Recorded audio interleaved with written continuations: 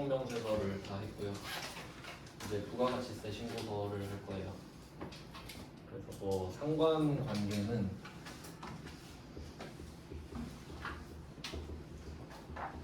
매입매출 점수가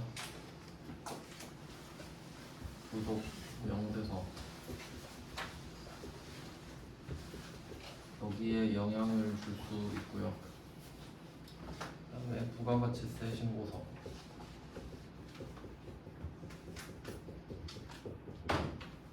매입매출점표가 여기도 영향을 미치고 이렇게 영향도 받고 뭐 이런 구조라고 말씀을 드렸는데 배점을 보면 매입매출점표는 3점짜리 5개 부속명세서는 3점 보통 3점으로 나와요. 뭐 4점으로 나온 적도 있고 5점으로 나온 적도 있는데 주로 3점. 그다음에 부가가치세 신고서는 5점으로 나옵니다. 옛날엔 7점으로 냈는데 요새는 부가가치세를 전자로 신고하는 문제를 2점으로 따로 빼서 내거든요. 여기다가 전자신고 하는 걸 2점 이렇게 내서 일단 뭐 부가가치세 파트 조금만 본다고 하면 이렇게 해서 10점으로 내는 거죠. 그래서 원래는 이 매입매출점표에서 보통 자동 반영이 되거나 입력한 걸 땡겨오거나 아니면 밀어주거나 이런 패턴인데 근데 그렇게 하면은 이 문제를 못 내니까 보통은 점표 입력은 생략한다 라고 내는 게 일반적이죠. 네, 그래서 부속 명세서를 클리어를 했습니다. 10개를 했어요. 10개. 앞쪽에 1번부터 6번까지를 좀 잘 정리를 해두시면 되고요. 그 다음 이제 할 게 신고서인데 얘도 뭐 매입매출점표에서 자동 반영이 되고 명세서에서 자동 반영이 되니까 사실 할 게 없어요. 원래는. 근데 이거 다 쌩까고 여기다 바로 적어라 라는 식으로 문제를 내거든요. 그럼 이게 이 부가가치세 신고서를 우리가 신고 납부를 해야 돼요. 신고 납부 직접 우리가 해야 됩니다. 그러면 그 기간을 정해놨잖아요.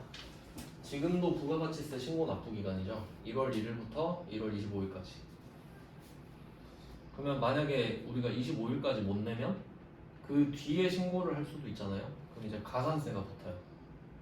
신고를 성실하게 하지 않았다 해서 신고 불성실 가산세. 근데 이런 경우도 있죠. 신고는 제때 했는데 납부는 안 했을 수도 있죠. 그럼 또 납부 불성실 가산세. 그래서 이런 거에 대해서 가산세를 붙일 수 있다는 거죠.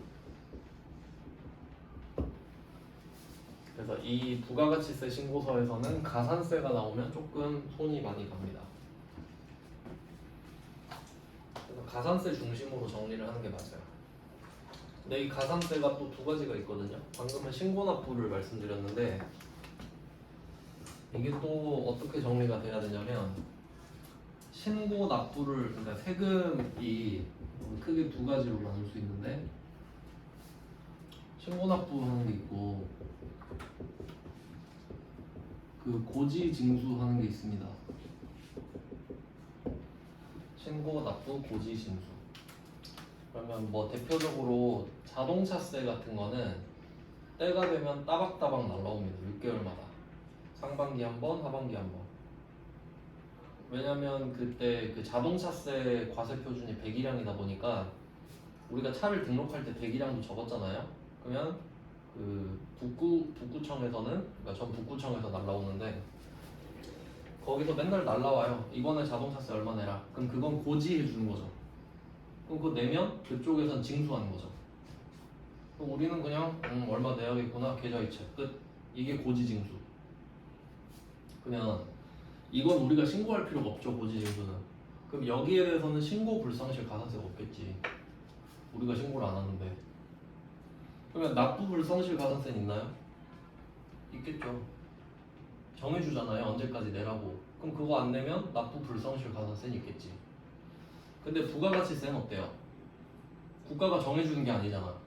너 부가세 이 정도 내야 될 것 같은데 이게 아니라 야 너 얼만큼 내야 되는지 빨리 말해 이거죠. 그러니까 내가 신고하면 그 금액이 확정이 되는 거거든요. 그럼 여기는 두 개가 되겠죠. 그러니까 가산세를 때릴 수 있는 걸 생각해 보면 고지징수는 징수 쪽에서 납부를 안 하면 때릴 수 있겠고 신고 납부는 신고도 때리고 납부도 때릴 수 있죠. 그러니까 뭐 이런 구조라는 거예요. 그러니까 신고 납부 불성실 가산세는 모든 세법, 그러니까 신고 납부를 하는 모든 세법에 적용될 수가 있다는 겁니다.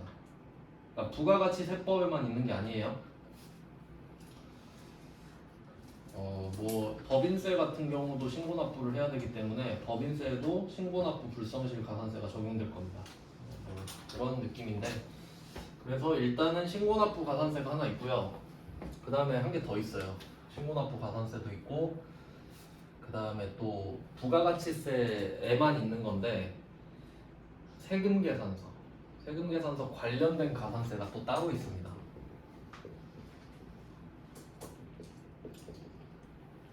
뭐 예를 들면 세금계산서를 왜 제때 발급 안 했니? 물건을 오늘 팔았는데 왜 세금계산서를 오늘 안 준 거야? 이런 걸로 시비를 걸 수 있죠. 그래서 여기도 가산세가 없고. 그래서 우리는 두 종류의 가산세를 배울 겁니다. 그러니까 세금계산서는 부가가치세법에만 적용되는 거겠고요. 신고납부는 부가가치세에만 적용되는 건 아니죠. 신고납부하는 모든 세법에 적용이 됩니다. 이 정도로 정리를 해놓고 나름대로 좀 고심을 해서 순서랑 좀 배치를 해봤는데 진짜 이 작업을 할 때마다 눈이 너무 아파요. 똑같은 문제 계속 보면서 순서를 어떻게 할까 해놨는데 오늘 한 번 더 정리했거든요. 그럼 첫 번째 거가 세금계산서 불성실 가산세. 세금계산서 불성실. 제가 제목을 붙여놨잖아요. 1페이지에. 요거를 잘 보이게 표시를 해주세요. 뭐 꾸미는 걸 잘 못해가지고 제목을 크게 한다거나 그런 걸 잘 안 해가지고요. 세금계산서 불성실 가산세가 제목입니다. 말 그대로 세금계산서 관련된 거예요. 이걸 먼저 알려드리려고요. 아마 오늘은 이거 할 것 같아요.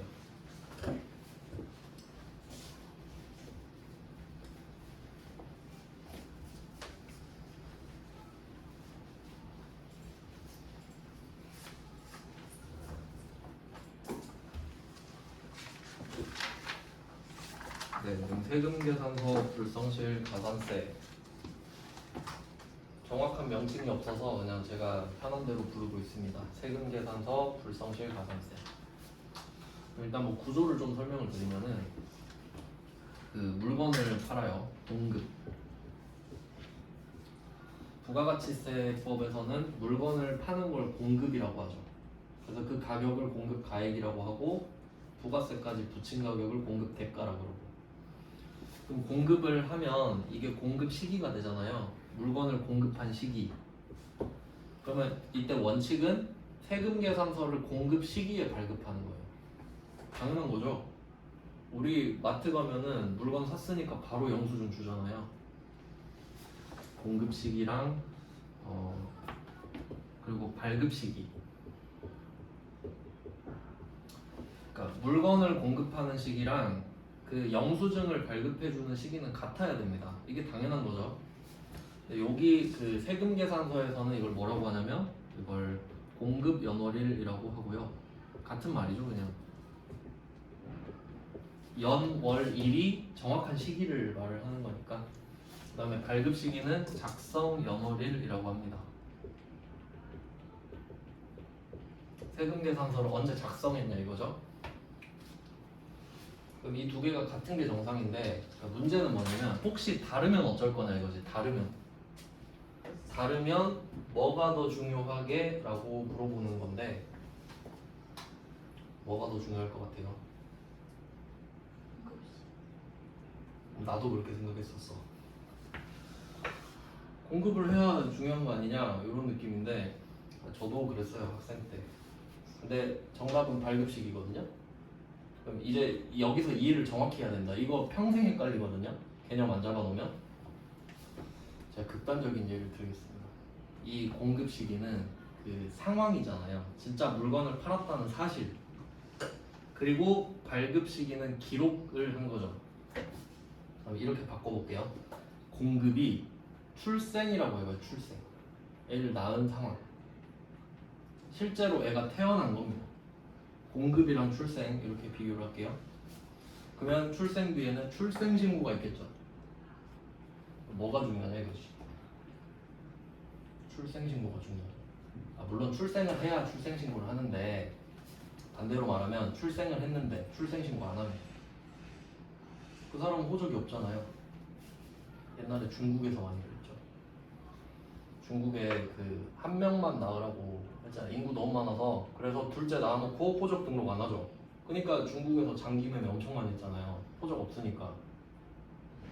호적 없는 사람 사와갖고 막 그러잖아요. 그래서 이렇게 생각하면 좀 이해를 할 수 있지 않을까. 이해되셨죠? 그러니까 그걸 신고하는 행위 자체가 더 중요하다는 거죠. 거기에 무게가 더 실리는 겁니다. 그래서 이게 더 중요해요. 다르면. 솔직히 생각해보세요. 국세청이 우리가 거래하는 거 다 지켜보진 않잖아요. 그럼 만약에 우리가 진짜로 거래를 했어요. 근데 그거 세금계산서 발급을 안 하면 물건을 팔았는지 어떻게 알아요? 내가 물건을 진짜 팔았는데 세금계산서 발급을 안 했어요. 그럼 내가 판지 어떻게 아냐고. 알 수 없잖아요. 그러니까 국세청은 전적으로 이걸 믿죠. 작성한 그 상황 자체를 믿죠. 그래서 이게 중요한 겁니다. 이런 느낌이고요.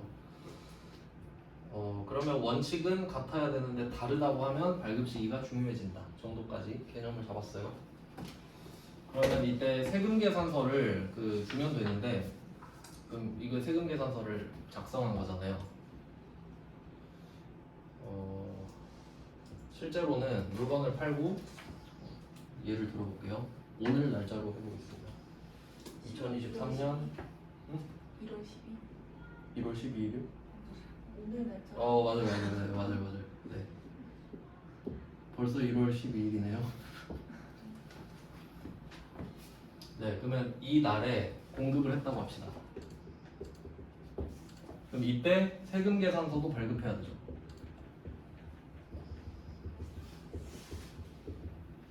네, 이건 당연하죠. 이제 말씀드렸으니까.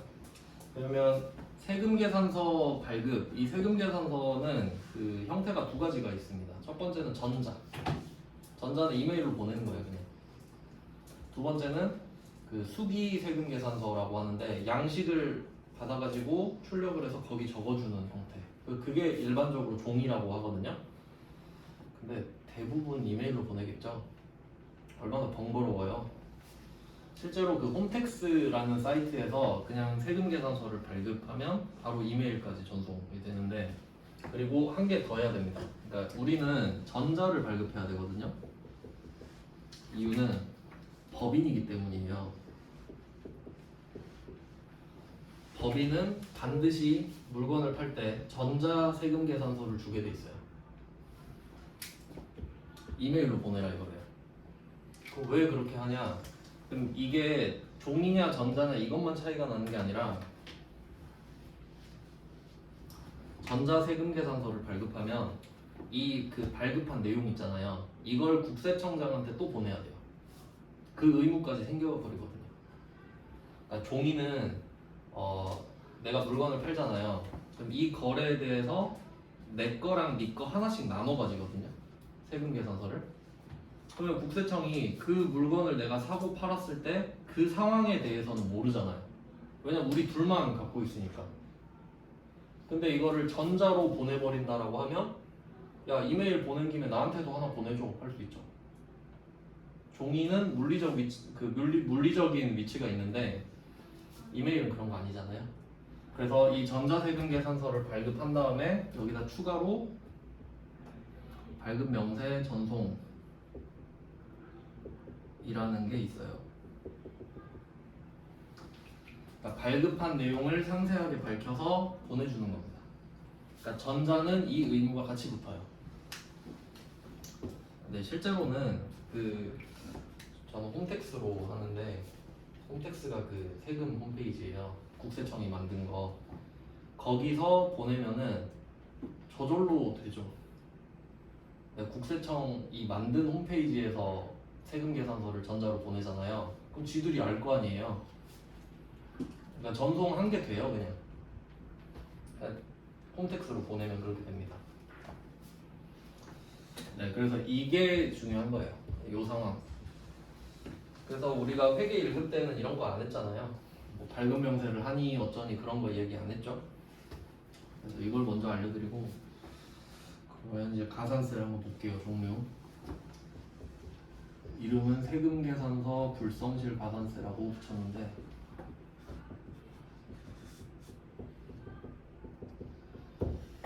첫 번째가 네, 여기서 하고 있는 세금계산서 불성실입니다. 그리고 네, 세금계산서를 발급하는 게 불성실 된 거거든요. 발급 불성실.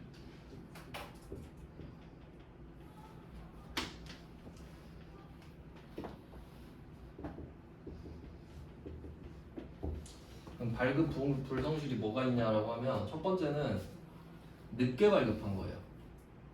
너무 늦게 발급한 거지. 물건은 진작 팔았는데 한참 있다가 발급하면은 야, 너 너무 늦게 발급했네. 혹시 탈세하려다가 고민한 거 아니야? 이런 느낌으로 가산세를 때리는 거거든요. 그래서 일단은 미발급, 지연 발급이 하나 있고 늦게 발급한 거. 그리고 아예 발급을 안 한 것도 있겠죠? 그럼 국세청 입장에서는 그게 심한 거 맞죠? 물건은 팔았는데 늦게 발급하거나 안 했으니까.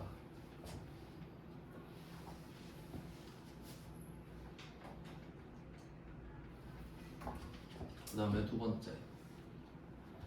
그러면 이론상으로 전자세금계산서를 발급하면 요거는 상대방 거래처한테 보내는 거죠. 그럼 이 내용을 국세청장한테 또 보내라고 했잖아요. 그럼 이런 경우도 있겠죠. 물건을 팔고 상대방한테 세금계산서는 보내줬어요. 근데 전송을 안 한 거예요. 네, 이론상으로는 그럴 수 있죠. 실제로는 같이 된다고 했지만 그렇게 된다고 하면 두 번째가 발급명세 전송 불성실 정도로 이름을 붙일 수 있겠죠. 세금계산서는 잘 해놓고 발급명세는 안 보냈네 이렇게 될 수도 있으니까. 그러면 뭐 얘도 지연 전송이 있을 수 있고 미전송이 있을 수 있겠죠.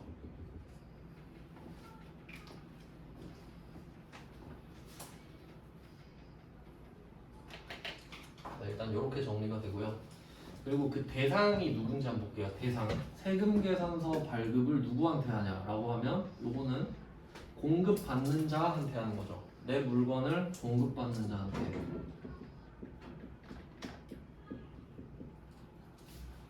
발급명세 전송은 누구한테 하냐? 이거 국세청장한테 합니다.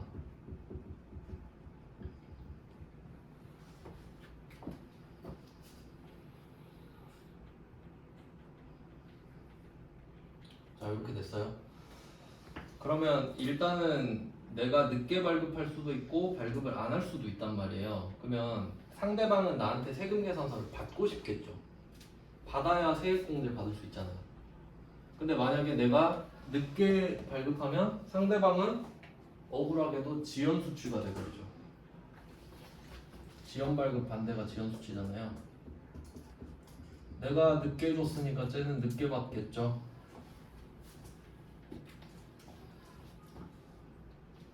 그러면 지연수취는 좀 억울한 상황이죠. 근데 쟤도 가산세 있습니다. 그러니까 나한테 책임이 있는 거잖아요. 내가 늦게 발급했으니까 쟤는 늦게 받았으니까. 근데 국세청은 야, 늦게 발급한 놈 너 가산세, 늦게 받은 놈 너도 가산세, 이렇게 돼요. 뭔가 좀 억울해 보이죠? 그러니까 생각을 잘 해놔야 돼요. 국세청 입장에서는 이건 것 같아요. 파는 사람은 아쉽지 않다 이거지. 파는 사람은 어차피 부가세 내야 되죠. 어차피 내야 된다 이거예요. 그럼 아쉬운 사람은 사는 사람이지. 사는 사람은 물건을 샀지만 증거를 못 받으면 세액공제를 못 받잖아요. 그러니까 사는 애한테 뭐라고 하는 거야? 야, 아쉬운 사람은 넌데 왜 네가 진작에 달라고 안 했지? 이렇게 돼버리는 거지. 뭐 그런 식으로 해석하면은 또 명분이 있는 거죠. 지연 수치 한 사람도 잘한 건 아니니까 뭐 그 정도 느낌이고요. 그럼 미발급 반대는 미수치죠?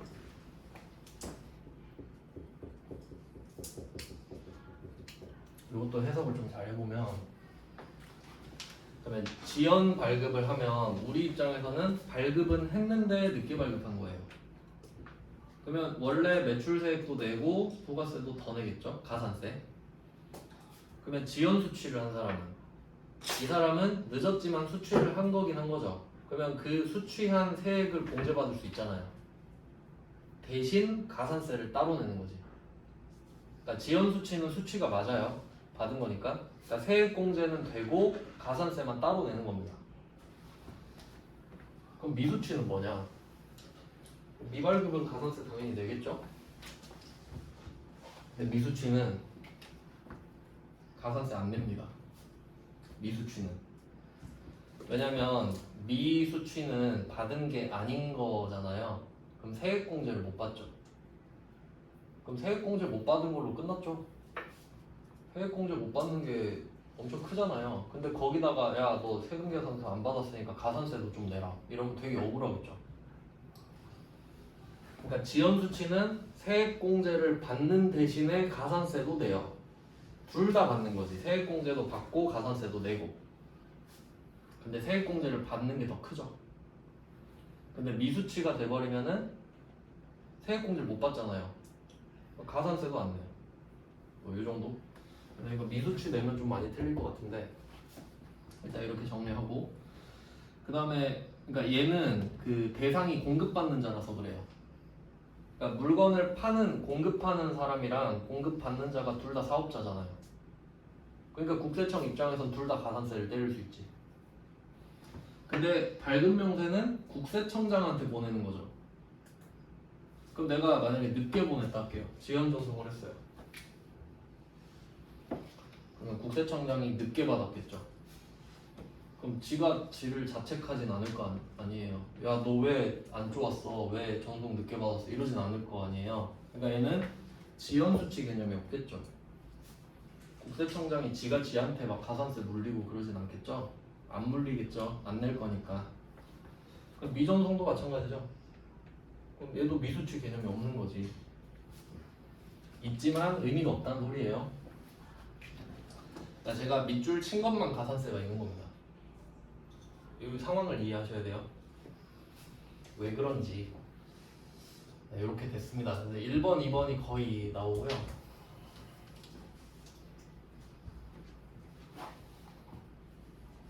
그 다음에 3번은 요거는 사실 필요가 없는데 이 책에 나와 있어서 3번은 필요 없거든요. 필요 없는 이유를 알려드릴게요. 3번은 매출 처별 세금 계산서 합계표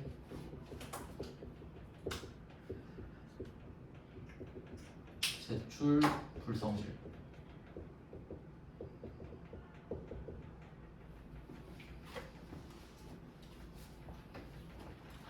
세금 계산 매출 처별 세금 계산서 합계표 제출 불성실인데 상황을 먼저 이해를 해야 됩니다. 그러니까 이게 종이가 있고 전자가 있다 그랬죠. 그러면 사실 서로 전자가 더 편하죠. 어차피 탈세할 생각 없으니까. 그렇다고 하면 근데 종이는 얼마나 불편합니까? 거래 한 번 하면 네 거 하나 내 거 하나 나눠 갖고. 근데 이게 종이 세금 계산서는 보관 의무가 5년이 있어요. 5년. 그럼 막 태풍 불고 쓰나미 막 와가지고 다 떠내려가면 또 큰일 나는 거예요. 그리고 이게 한 거래에 대해서 판 사람이랑 산 사람이 하나씩 나눠 갖는다 했잖아요. 그러니까 이걸 낼 수가 없는 거예요. 5년 보관해야 하니까. 그럼 신고를 어떻게 하겠어요? 내가 준 종이 세금 계산서랑 받은 종이 세금 계산서가 따로 있을 거 아니에요. 내가 판 거, 산 거가 다르니까. 그러면 매출 처별 세금 계산서 합계표는 내가 판 세금 계산서 있죠.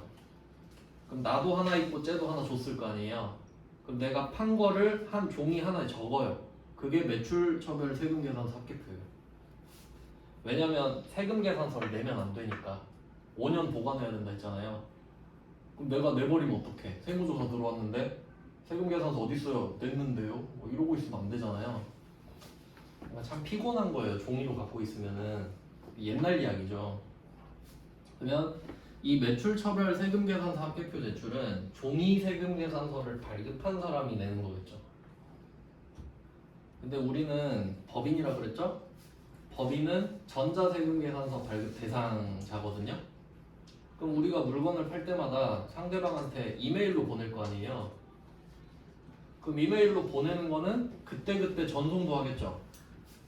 그럼 국세청이 물건 하나 팔 때마다 다 알 거 아닙니까? 근데 뭐하러 이걸 내겠어요? 이해되시나요? 그러니까 얘는 종이 세금 계산서를 발급한 사람이 내는 거라고. 근데 우리는 전자로 계속 주고 있잖아요. 그럼 국세청은 그걸 모아서 보면 되죠. 그냥 전송한 거 모아서 보면 너 이거 팔았구나. 근데 또 내. 이건 억지잖아요. 그러니까 3번은 의미가 없다는 거지. 그러니까 두 가지 의미예요. 첫 번째는 이 발급 명세를 전송하잖아요. 그러면 매출처별 세금계산서 합계표 제출 의무가 없어요. 국세청장한테 그때그때 알려주니까. 알겠죠? 그래서 3번은 필요가 없어요. 그 다음에 두 번째 관점은 이게 가산세가 1, 2, 3이 있잖아요. 그럼 만약에 내가 1번도 안 하고 2번도 안 하고 3번도 안 했을 수도 있죠. 다 안 하면 가산세 3번 맞아야 돼요. 그러면 네, 그건 좀 오바 같다. 왜냐면 내가 세금 계산서를 발급을 안 했으면 당연히 전송도 안 하겠죠. 당연한 거잖아요. 근데 너 세금 계산서 발급 안 했으니까 미발급 가산세도 맞고 전송도 안 했네? 미전송 가산세도 맞고 합계표 제출도 안 했네? 그럼 이것도 미제출 맞아라. 이러면 너무 양아치 같잖아요. 당연한 건데 아니 하나 안 했으면 당연히 못 하는 건데 가산세를 다 때려버리면 안 되죠. 그래서 1, 2, 3이 다 걸리면 여기서 우선순위 하나만 때려요. 우선순위 하나만. 그러니까 우선순위를 적용한다는 소리예요.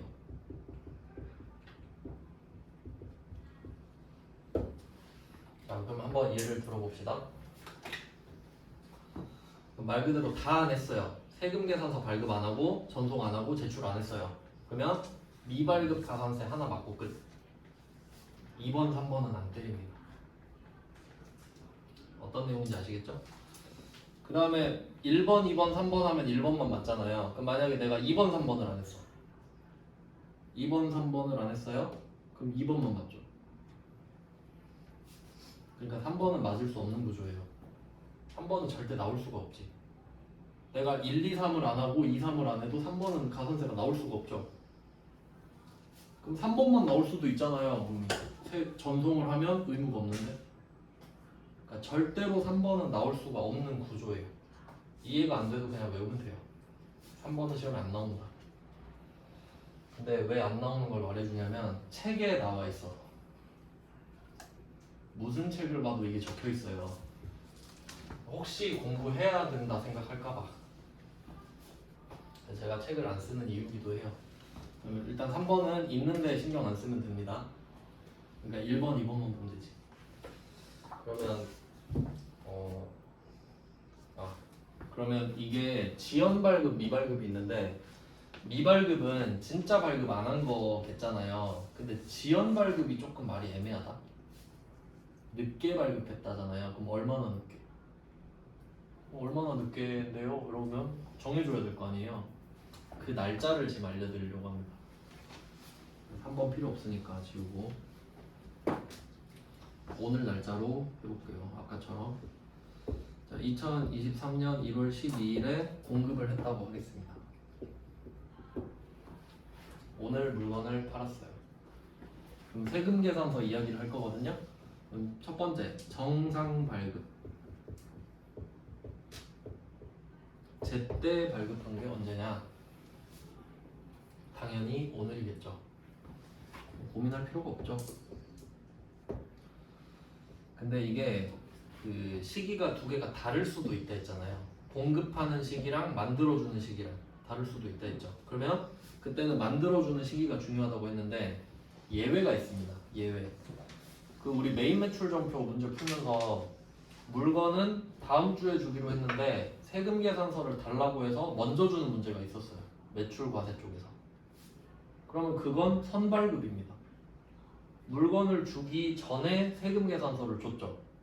근데 세금 계산서가 더 중요하니까 그때를 물건을 판 걸로 치는 거예요. 그게 선발급이지. 그래서 그 원리를 알고 있으면은 이제 매출과세 그 문제를 보고 아 그래서 그렇구나 하고 넘어갈 수 있는 거죠. 근데 선발급은 뭐 그렇다 치고 후발급도 있거든요. 후발급. 후발급은 어떤 느낌이냐면 만약에 2022년 12월 한 달 동안 우리가 특정 거래처한테 물건을 맨날 팔아요. 맨날 하루에 한 개씩. 그러면 2022년 12월은 31일이니까 31번을 판 거예요. 물건을. 근데 너무 힘든 거야. 맨날 발급하기 귀찮겠잖아요. 근데 좀 세법을 찾아보니까 한 달치를 묶어서 발급하는 방법이 있대요. 한 달치를.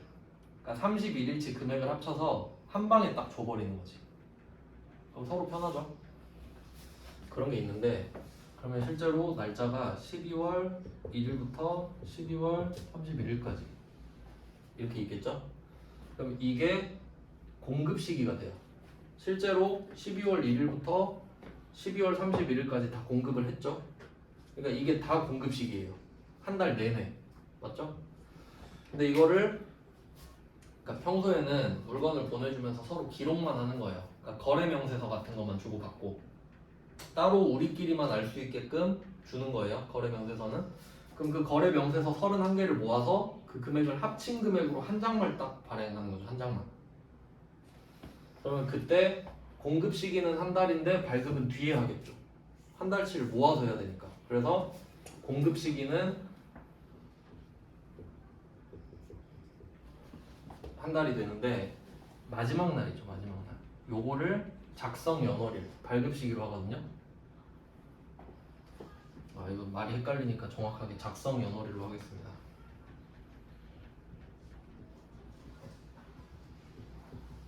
얘는 공급 연월일.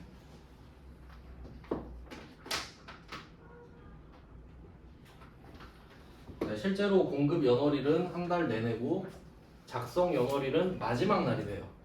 이렇게 됩니다. 그리고 언제까지 발급을 하냐 하면은 다음 달 10일까지예요. 여기서 정리를 좀 잘해야 됩니다. 그러니까 한 달 내내 물건을 판 건 아시겠죠? 그리고 세금 계산서를 하나로 뭉쳐서 딱 준다 했잖아요. 그때 날짜가 12월 31일이에요. 그 적혀있는 작성 연월일이. 근데 12월 31일로 써있는 이 세금 계산서를 다음 달 10일까지 발급해도 돼. 1월 10일까지. 금액이 크니까 좀 정리하라는 뜻이겠죠? 그러니까 작성 연월일이랑 발급은 또 다른 거죠. 이 말은 12월 31일에 다 판 걸로 치고 발급은 좀 더 늦게 해도 된다는 소리잖아요. 그러니까 이 말은 그 전에 발급을 12월 31일에 발급을 해도 된다는 소리죠. 근데 1월 10일에 해도 된다고. 그러면 만약에 우리가 딱 커트라인에 걸려서 1월 10일에 발급을 했다고 합시다. 그럼 국세청이 뭐라고 할까요? 나한테? 아무 말도 안 하겠죠. 잘했네 이러겠죠? 그러면 여기까지가 정상 발급의 커트라인이지. 그러면 이 물건 중에 12월 1일에 판 물건도 있죠. 그러면 12월 1일에 물건을 판 거에 최대 커트라인은 다음 달 10일이 되는 거예요. 이게 후발급 특례거든요. 결론은 이 특례를 이용하면 최대 다음 달 10일까지 발급해도 뭐라고 안 한다 라는 뜻이에요. 당연히 오늘이 정상인데 이걸 이용한다면 다음 달 10일까지 늘릴 수 있다는 소리죠. 그래서 정상 발급은 저 후특례 발급을 이용하면 다음 달 10일까지.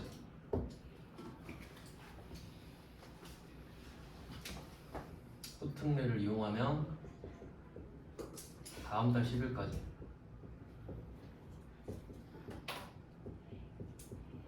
이게 정상 발급이 돼요.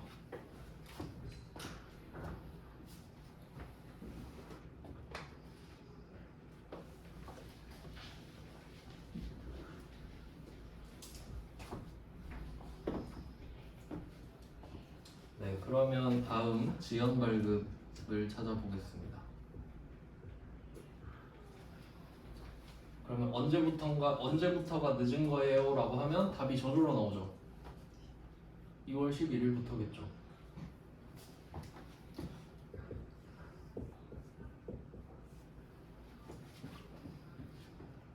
이 기준을 정해야 되니까 이게 중요한 겁니다. 그러면 또 문제는 언제까지가 지연 발급이냐죠. 부가가치세에는 중요한 날짜가 있었습니다. 확정신고 기한이라고. 확정신고 기한 1년에 딱 2개밖에 없죠. 7월 25일, 1월 25일 확정신고 기한까지. 왜냐면 그때까지 신고를 할 수 있으니까 말 그대로. 근데 그때도 안 한 거는 좀 에바 아니냐 이거예요. 그러니까 이 말이에요. 1월 12일에 물건을 팔았는데 지금 일기 예정이잖아요. 예정은 예정이고 이걸 7월 25일에 확정 때 신고를 하면 그래도 일기에 한 거죠. 뭐 그 정도는 늦게 했다고 해줄게 이건데 7월 26일에 했으면은 야 늦어도 너무 늦었다 해서 미발급이 돼버려요. 발급을 했지만 미발급 처리가 돼버려요. 기다리는 것도 한계가 있으니까. 그래서 이 7월 25일은 확정 신고 기한이죠.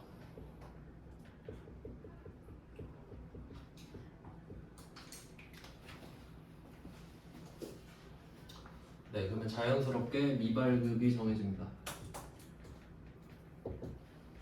미발급은 7월 26일부터. 그럼 이거를 왜 알려드린 거냐면 정상 발급은 가산세 없죠? 정상이니까요. 지연 발급, 미발급은 가산세가 있는 거죠? 이걸 찾아야 되니까. 그러면 만약에 문제를 한번 보죠. 한번 훑어보고 끝낼게요. 그 1번 문제 보시면은 제가 일부러 밑줄을 그어놨어요. 잘 못 찾으셔서. 그 보면은 밑줄 그어진 데 있죠? 거기를 뭐 따로 형광펜 치시든지 하면 됩니다. 제가 맨날 설명하기 힘들어서 그냥 밑줄을 그어놨어요. 그러니까 실제 시험에서 밑줄이 안 그어져 있어요. 제가 그냥 그어놓은 거예요. 자, 그러면 그 표 사이에 써있죠? 1번 문제. 전자세금계산서 발급 매출액 중에 지연 발급 분 이렇게 써있죠? 지연 발급. 네, 요거는 수준이 초딩 수준이에요. 그냥 지연 발급했다, 지연 발급 가산세 때려라 이거거든요. 근데 그 밑에 2번 가보시면 자, 2번도 밑줄 쳐진 거 있죠? 여기 보면은 2월 15일에 공급 시기 보이시죠? 2월 15일에 공급을 했어요. 근데 세금 계산서를 3월 20일에 발급했다죠. 이렇게 내야지 문제를. 그럼 이거 보고 아 지연 발급이구나를 알아야 되죠. 그러니까 1번은 너무 쉽게 낸 거고 2번이 정상이다를 보여드리려고 이렇게 한 겁니다. 그리고 이게 3월 20일이 의미가 있어요. 2월 15일, 3월 20일 이게 무슨 의미가 있냐면 혹시 3월 9일 이렇게 낼까요?